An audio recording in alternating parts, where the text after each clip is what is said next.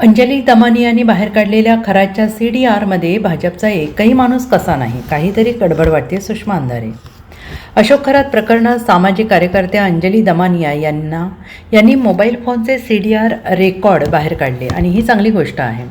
मात्र विरोधी इतक्यांदा मागणी करूनही त्यांना CDR मिळत नाहीत. मग अंजली दमानिया यांना ही सगळी माहिती कोण पुरवतं? विशेष म्हणजे अंजली दमानिया यांनी बाहेर काढलेल्या CDR रेकॉर्डच्या यादीत भाजपच्या एका नेत्याचाही समावेश कसा नाही, असा सवाल ठाकरे गटाच्या उपनेत्या सुषमा अंधारे यांनी उपस्थित केला आहे. त्या शनिवारी पुण्यात आयोजित करण्यात आलेल्या पत्रकार परिषदेत बोलत होत्या. अंजली दमानिया यांनी खरात प्रकरणात CDR डेटा बाहेर काढला ही चांगली गोष्ट आहे, पण अंजली दमानियांकडे हे CDR रेकॉर्ड आले कुठून, हा एकच प्रश्न आम्हाला पडतो. अंजली दमानिया म्हणतात की तत्कालीन मुख्यमंत्र्यांनी अशोक खरात याला 17 कॉल केले होते आणि या सगळ्याचा इनकमिंग आणि आउटगोईंग रेकॉर्ड आणि हे कॉल कधी केले होते, कॉल ड्युरेशनची माहिती समोर आली पाहिजे. तत्कालीन मुख्यमंत्र्यांनी खरातला 17 कॉल केले तेव्हा त्याचा रुख एकनाथ शिंदेंच्या दिशेने आहे.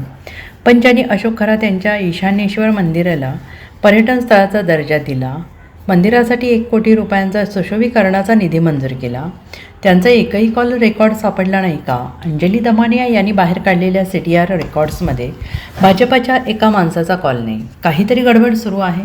भाजपाच्या कोणत्या नेत्यांनी खरात याला कॉल केला किंवा नाही याचा शोध घेतला पाहिजे, असं सुषमा अंधारे यांनी म्हटलंय. या प्रकरणात तपासाला एवढे दिवस होऊनही SITकडून कोणतीही माहिती दिली जात नाही. अशोक खरात याचे CDR आणि संपत्तीची तपासणी करावी अशी आमची मागणी आहे.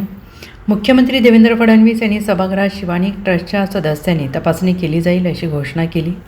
मग गमे आवारे पोफळे यांना ताब्यात का घेण्यात आलं नाही? भांडे नावाचा अधिकारी SRA खात्यात का गेला होता, असा सवाल सुषमा अंधारे यांनी उपस्थित केला आहे. या CDRच्या मुद्द्यामध्ये मला प्रश्न पडलाय. म्हणजे CDR निघाले ही चांगली गोष्ट आहे, पण जेव्हा अंजली दमानिया म्हणतायत, अगदी घाईघाईने सांगतायत की हे CDR आलेले आहेत, मुळात दमानियांकडे CDR आले कसे? आम्ही दमानियांची माहिती आमच्याकडून पण आम्ही शेअर केली, पण आमच्या बॅक ऑफ द माइंड एक प्रश्न पुन्हा पुन्हा येतोय की दमानियांकडे CDR कुठून आले? दमानिया म्हणतायत की तत्कालीन मुख्यमंत्री, शब्द वापरलाय त्यांनी, तत्कालीन मुख्यमंत्र्यांना 17 कॉल, त्याच्यातले इनकमिंग आणि आउटगोईंग असं बायफर्केशन आहे. तत्कालीन म्हणजे साधारणतः 1.5 वर्षांपूर्वी शिंदे मुख्यमंत्री होते. मग हे जे कॉल आहेत, या कॉलचं ड्युरेशन कधीच आहे? हे कॉल 1 महिन्यातले आहेत, 6 महिन्यातले आहेत, 1 वर्षातले आहेत की 1.5 वर्षातले आहेत? विशेष जेव्हा त्यांनी त्यांचं कॉल रेकॉर्डिंगचा तपशील सांगितलेला आहे, चांगली गोष्ट आहे की त्यांनी एकनाथ शिंदेचे किती कॉल आहेत ते सांगितलं, पण एकनाथ शिंदेच्या सोबतच ज्यांनी पहिल्यांदा याला पर्यटन दर्जा दिला, मार्च 2018 मध्ये क वर्गाचा पर्यटन दर्जा पर्यटन मंत्री जयकुमार रावल यांनी दिला. त्या जयकुमार रावलांनी नंतर मंदिर सुशोभीकरणाला सुद्धा साधारण 1.5 कोटीचा निधी दिला. या जयकुमार रावलांचा एकही कॉल दमानियांना सापडलेला नाही का? प्रश्न पडतोय आम्हाला. कारण भाजपच्या एकही माणसाचा कॉल नाहीये, हे भाई कुछ तो गडबडी हो रही है. त्यामुळे भाजपच्या एकाही नेत्याचा कॉल त्या खरातला झाला नाही का, हे एकदा जरा चेक झालं पाहिजे, त्याच्यावरती बोललं गेलं पाहिजे.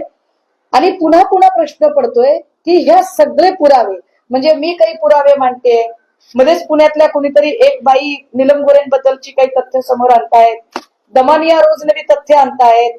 जर सगळी तथ्य आम्ही आणतोय तर मला वाटतंय मग आमच्याच सगळ्यांची मिळून एक SIT नेमली पाहिजे. कारण SIT कडून तर काहीच तथ्य येत नाहीयेत पुढे. SIT कडून जो तपासाचा वेग असायला पाहिजे तो वेगच येत नाहीये. SIT कडून आम्ही कॉल रेकॉर्डची मागणी करत होतो की SITने CDR काढावेत, SITने संपत्तीचे स्त्रोत तपासावेत. जर SIT कडून कुठलाही तपासाला वेग येत नाही